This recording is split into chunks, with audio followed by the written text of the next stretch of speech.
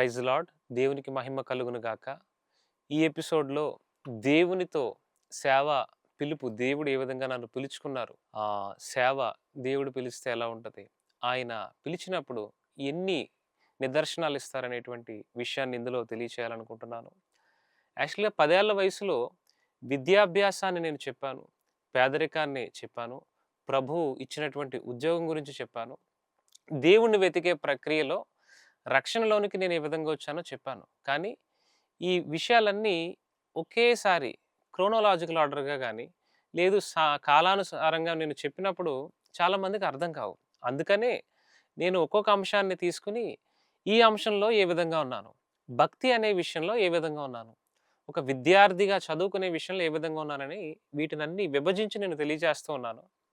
ఇందులో మొదటగా యేసయ్యలోనికి వచ్చిన తర్వాత 17 ఏళ్ల వయసులోనే నాకు చెప్పారన్నమాట. కేరళ నుంచి ఒక పాస్టర్ గారు వచ్చినప్పుడు రెజిమోన్ గారని హి సెడ్, "మీరు సేవలోనికి రావాలి. ప్రభువు పని చేయాలని" చెప్పారు. అప్పుడు నేను చెప్పాను, "సేవలోనికి రావాలని చెప్తారేంటి? ప్రభు పని అంటారేంటి ఈయన?" అప్పటికి బాప్టిజం లేదు కదా! మళ్ళీ 17 ఏళ్ల వయసుకి వెనక్కి వెళ్ళిపోతున్నాం మనం. అయితే సేవ గురించి ఆయన చెప్తూ ఉన్నారు. నేను చెప్పాను, "కుటుంబ పరిస్థితులు బాలేదు. నేను అసలు అలాంటిది ఏమీ అనుకోవట్లేదు. ఐయామ్ నాట్ ఇంట్రెస్టెడ్" అని మనసులో అనుకున్నాను. తర్వాత కాకినాడ కిరణ్ గారని ఒక ఆయన ట్రాన్స్‌లేటర్ వచ్చారు.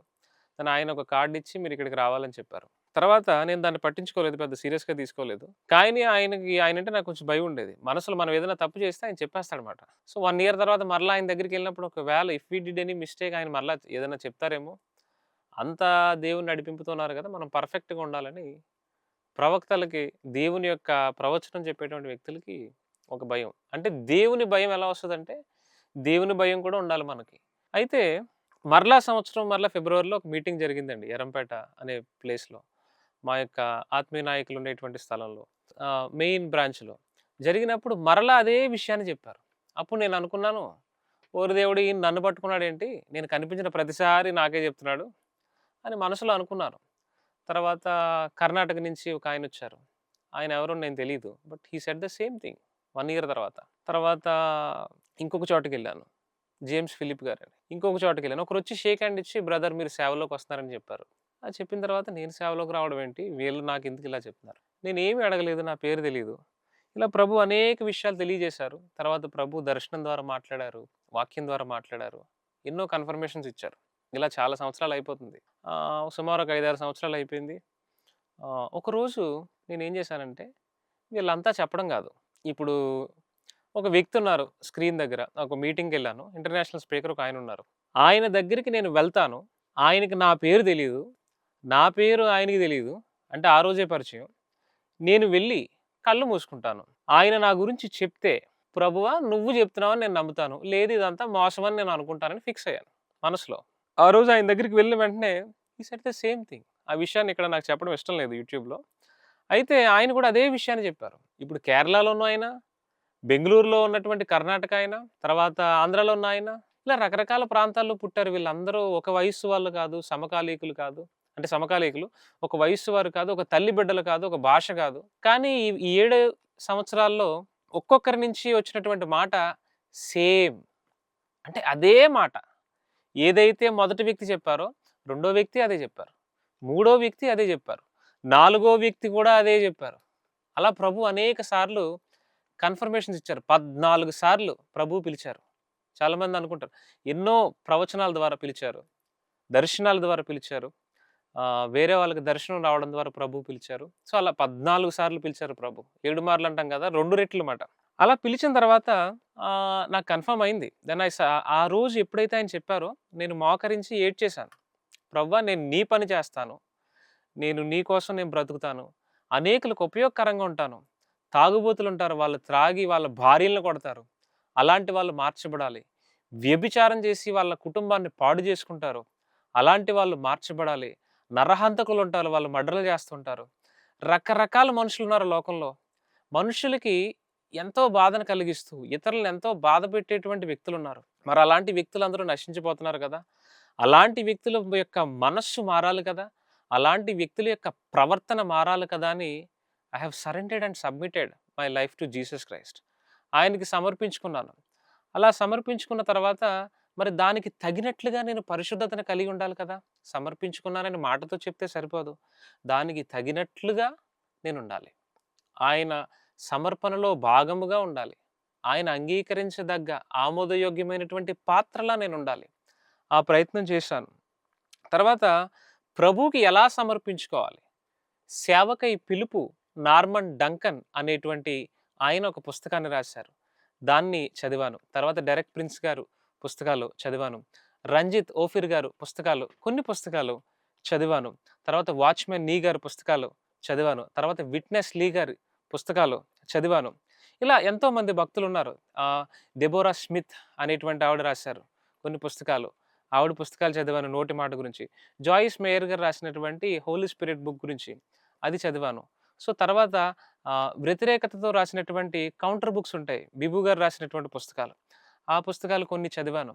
ఇవన్నీ చదివినప్పుడు ఏ పుస్తకాన్ని నేను నమ్మాను అంటే, ఆ పుస్తకంలో ఉన్నటువంటి విషయం వాక్యం అనేటువంటి అగ్నిలో పుటము వేసినప్పుడు దాంట్లో ఉన్న సత్యం బయటకొస్తది. బంగారం ఏ విధంగా అయితే మనం పుటం వేస్తామో, అలా పుటం వేసినప్పుడు దానిలో ఉన్నటువంటి ఇంప్యూరిటీస్ అన్నీ పోయి ఫైనెస్ట్ గోల్డ్ ఎలాగైతే బయటకొస్తదో, ఈ వాక్యానుసారమైనటువంటి పుస్తకాలు, వాక్య వ్యతిరేకమైనటువంటి రచనలు, ప్రభు యొక్క వాక్యంతో బేరీజు వేసుకున్నప్పుడు మనకు ఎన్నో విషయాలు తెలుస్తాయి. తర్వాత అలా ప్రభు కన్ఫర్మ్ చేశారు. తర్వాత ఒక మీటింగ్‌కి వెళ్ళినప్పుడు గబాన్ అనేటువంటి దేశం ఉంది. ఆఫ్రికా దేశాలలో భూమధ్య రేఖ భూమికి మధ్యలో ఉన్నటువంటి ప్రాంతంలో ఉన్నటువంటి దేశం. అక్కడ చాలా ఎండ ఉంటది. అక్కడి నుంచి ఒక పాస్టర్ గారొచ్చారు. ఒక ఆయనొచ్చినప్పుడు నేను మూల కూర్చున్నాను. నాకు సంబంధం ఏముందనుకున్నా. హి కాల్డ్ మీ కమ్ హియర్ అని. పేరు పెట్టి పిలవలేదండి. అంటే పేర్లు పెట్టేదాన్ని ఇప్పుడు చాలా చెడ్డగా ట్రోల్ చేస్తున్నారు. అలా కాదు. హి కాల్డ్ మీ పిలిచారు. ఆఫ్రికా ఆయన నన్ను పిలుస్తున్నాడేంటని నేనెళ్ళాను. నాకు తెలుసు అప్పటికే నేను సేవలో ఉన్నాను. మీటింగ్స్‌కి వెళ్తూ ఉన్నాను సువార్థికునిగా. అప్పుడు he said about the same thing. ఇంకా కన్ఫర్మేషన్ పెరిగిపోయింది. అంటే దేవుడు ఆఫ్రికాలో పుట్టినాయన, కేరళలో పుట్టినాయన, బెంగుళూరులో పుట్టినాయన ఇంతమంది ఒక తల్లి బిడ్డలు కాదు. భాష వేరు, జాతి వేరు. ఎక్కడెక్కడో ఉన్నటువంటి వ్యక్తులకి ఒకేలా మాట్లాడతాడు. Then I understood. వాక్యము సత్యము. దేవుని యొక్క ఆత్మ సత్యము. దాన్ని మనం గుర్తించాలి. చాలామంది నకిలీలను మీరు చూసుండొచ్చు. ఎంతోమంది అబద్ధ ప్రవక్తలొస్తారని బైబిల్‌లో చెప్పబడి ఉంది. ఈ అబద్ధాలన్నీ ఉన్నంత మాత్రాన, అబద్ధ ప్రవక్తలు ఉన్నంత మాత్రాన నిజం మరుగైపోదు. నిజం ఎప్పుడూ నిజమే. నిజం నీకు పరిచయం కాలేదు. నిజం అనే దాన్ని మీరు ఎదుర్కొనలేదు. నిజం అనేది మీ సరౌండింగ్స్‌లో లేకపోవచ్చు కానీ, నిజం అనేది ఉంది. నిజంగా ప్రవచనం ఉంది. నిజంగా అద్భుతం ఉంది. అద్భుతం మీ జీవితంలో జరగకపోవచ్చు. ఇప్పుడు మోషే గారిని తీసుకోండి బైబిల్‌లో. బైబిల్‌లో మోషే గారు మంచి సేవ చేశారు. ఆయన యొక్క మినిస్ట్రీలో దేవుడు ఒక అద్భుతం చేయించారు. ఇలా ఒక కర్రతో కొట్టిన వెంటనే ఎర్ర సముద్రం 2 పాయలైపోయింది. ఏలియా గారి మినిస్ట్రీ తీసుకోండి. ఏలియా ప్రార్థించినప్పుడు ఆకాశం నుంచి అగ్ని దిగి వచ్చింది. ఇప్పుడు వీళ్ళిద్దరూ ఒకే వయసు వాళ్ళు అనుకోండి. ఒకే సమకాలీకులు అనుకోండి ఉదాహరణకి. మోషే గారు ఒప్పుకోకపోవచ్చు. ఏమని? అలా అగ్నొస్తది. సముద్రం ఒకటే పాయలవుతది. ఈ అద్భుతమే నిజం. ఈ అద్భుతం నిజం కాదని ఆయన అనొచ్చు. ఎందుకంటే మోషే గారి అనుభవంలో అగ్ని దిగి రావడం లేకపోవచ్చు. ఈ ఏలియా గారి అనుభవంలో సముద్రం 2 పాయలవ్వదు. కేవలం అగ్ని మాత్రమే దిగుతది. ఈ 2 పాయలవ్వడం కాదు అని చెప్పొచ్చు. అలా ఒక్కొక్క భక్తునికి ఒక్కొక్క అనుభవం. అలా నా జీవితంలో ఒక చిన్న అనుభవం ఇచ్చారు. దేవుడు తాకారు. అది మీకు జరగాలి. నాకు చూపించు. నాకు అలా జరిగితే బావుండు. దేవుడు నాతో మాట్లాడమను. సాయంత్రం 8 గంటలకు రమ్మను. సాయంత్రం 7:30కి పలానా సెంటర్‌లో ఉంటాను రమ్మనంటే God will not come. So, ఒక్కొక్క భక్తునికి ఒక్కొక్క అనుభవం ప్రభు ఇస్తారు. ఇతరుల యొక్క అనుభవాలు వాక్యంతో మనం కంపేర్ చేసుకోవాలి. ఆ వాక్యానుసారమైన అనుభవాలైతే మనం కొన్నిసార్లు దాన్ని అంగీకరించాలి. వాక్య వ్యతిరేకంగా ఉంటే అది వేరే విషయం. ప్రతీదీ వాక్యంలో ఇమిడి ఉంది. వాక్యమే సత్యం. అది ఎల్లకాలము నిలిచేటువంటిది. కనుక భక్తుల యొక్క అనుభవాలు ఒకరి అనుభవాలు ఒకరికి మ్యాచ్ అవ్వకపోవచ్చు. ఇక్కడ ఉన్నటువంటి ఇప్పుడు పాస్టర్స్‌లో గాని, అనేక సువార్థికుల్లో గాని, పెద్ద పెద్ద సేవకుల్లో గాని, వారి అనుభవం నాకు లేదు అని అనుకోవాలి. వారి అనుభవం నాకు లేదు కాబట్టి ఇది లేదు అనేటువంటిది మూర్ఖత్వం. వారికి ప్రభు ఇచ్చిన అనుభవం ఉంది. అది బైబిల్‌లో ఉందా లేదా అనేది చెక్ చేయాలి తప్ప, అది మన జీవితంలో జరగనంత మాత్రాన దాన్ని ఒట్టి మాటగా కొట్టి పడవేయడం అనేది మంచిది కాదని నా అభిప్రాయం. ఏదేమైనప్పటికీ వాక్యమే నిలుస్తుంది. వాక్యం మాత్రమే ఎల్లప్పుడూ ఉంటుంది. అయితే తర్వాత బుక్స్ రాయాలని అనుకున్నాను. తర్వాత ఐయామ్ కొన్ని పుస్తకాలు నేను విడుదల చేయబోతున్నాను. త్వరలో అవి నేను తర్వాత తెలియచేస్తాను. వాటి విషయాలు ఇక్కడ ప్రస్తావించడం అంటే క్లియర్‌గా బుక్ టైటిల్స్ చెప్పదలుచుకోలేదు. కానీ ప్రభు పుస్తకాలు రాయడానికి ఆయన కృపనిచ్చారు. అనేక విషయాలు ఆయన తెలియజేస్తూ ఉన్నారు. వాక్యాన్ని వాక్యముగా గ్రహించి, దానిలో ఉన్నది నేను పాటించి అప్పుడు చెప్పాలనుకుంటాను. నేను వాక్యం చెప్పేటప్పుడు ఇది ఏదో గొప్ప విషయం కాదు. చాలా చిన్న విషయం. నేను ఒక పాపినైన నేను ఎలా చెప్పాలనుకుంటాను అంటే, బైబిల్ తీసి ఫస్ట్ మొదటిగా ఉదాహరణకి పేతురు రాసిన పత్రిక అనుకోండి. పేతురు రాసిన పత్రిక మొత్తం చదువుతాను. చదివిన తర్వాత దానిలో ఉన్న ఇంపార్టెంట్ పాయింట్స్ నోట్ చేస్తాను. అయిపోయింది. తర్వాత రోజు మరలా పేతురులో ఉన్నటువంటిది మొదటి అధ్యాయము, తర్వాత రెండో అధ్యాయం, మరుసటి రోజు మూడో అధ్యాయం, నాలుగో అధ్యాయం, ఐదో అధ్యాయం అలా మొత్తం అన్నీ చదువుతాను. అది రెండోసారి చదవడం. మూడోసారి పదాలలో ఉన్నటువంటి అర్థాలు వెతుక్కుంటూ చదువుతాను. తర్వాత ఉపవాసం ఉండి అందులో ఉన్నటువంటి వచనం నా జీవితంలో ఉందా లేదా? అంటే అందులో ఉన్నటువంటి వచనం నేను పాటిస్తున్నానా లేదా? అక్కడ ఏమనుంది? ఏం చెయ్యమనుంది? నేనేం చేస్తున్నాను? నాకు ఎన్నో తప్పులు కనిపిస్తాయి. అప్పుడు అవన్నీ నోట్ చేస్తాను. ఆ చెక్ చేసుకున్న తర్వాత, దాని తర్వాత అందులో ఉన్నది నా లోపల ఉన్నది. అందులో ఉన్నది నా లోపల ఉన్నది. వాక్యంలో ఉన్నది నా హృదయంలో ఉన్నది. అంటే నేను ఎన్ని పాటిస్తున్నానో, ప్రభువు ఎన్ని చెప్తున్నారు. ఈ కంపారిజన్ చేసుకున్న తర్వాత నాలోనికి ఒక మరలా కొత్త మనస్సు, ఇంకా నూతనమైనటువంటి మనస్సొస్తది. అప్పుడు మరలా ప్రార్థిస్తాను, ప్రభువా! ఈ ఇన్ని రోజులు చదివిన తర్వాత ఇంకా నన్ను మార్చుకోమంటున్నావు. ఈ విషయాల్లో నన్ను ఇంకా బలపడమంటున్నావు.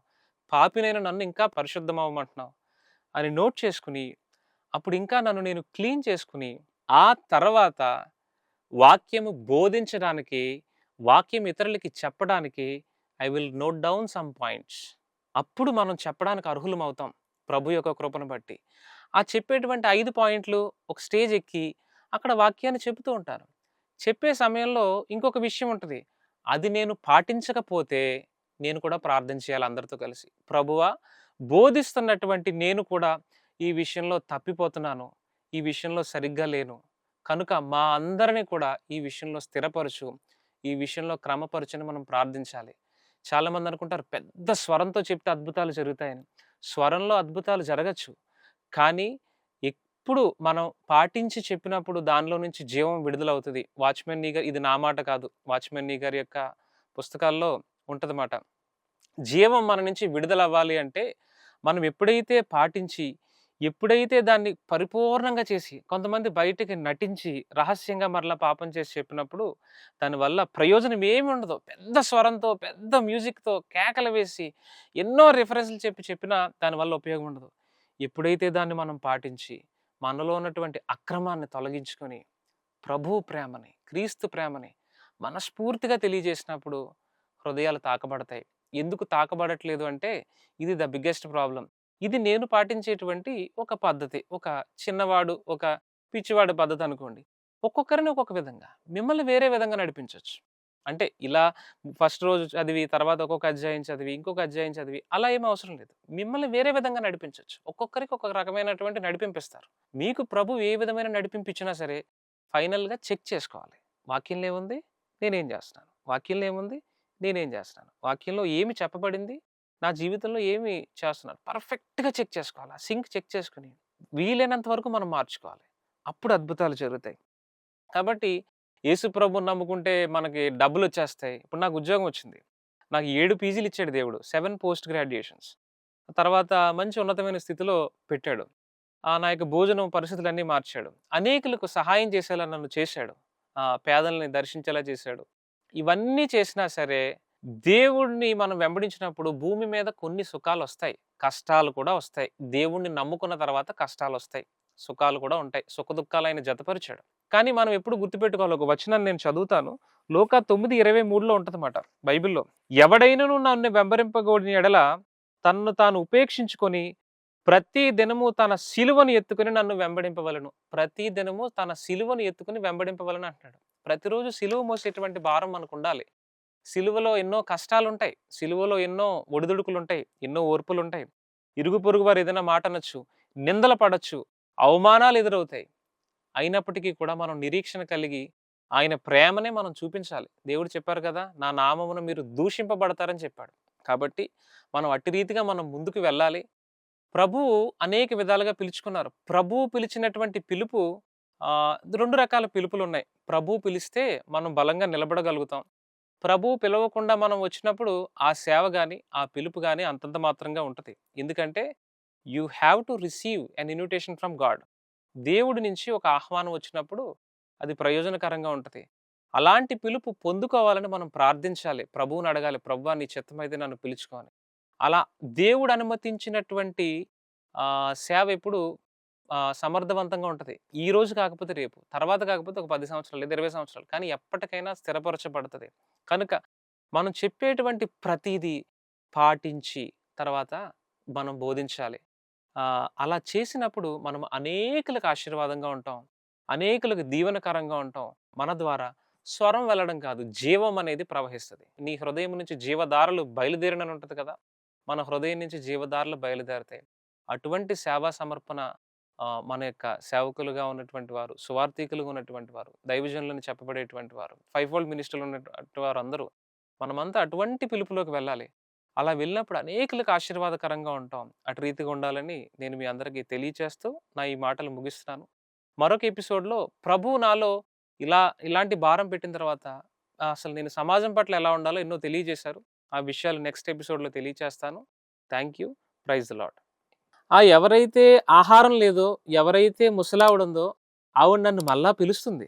పిలిచి, "బాబు, నీకు ఫుడ్ లేదు, నీకు రొట్టె లేదు, నీది నాకిచ్చేసావు, నాకర్థమైపోయింది. నువ్విది తీసేసుకో, నువ్వే తినేయి. నాకొద్దు పర్వాలేదని" ఆవిడంటే నాకెంతో బాధొచ్చింది.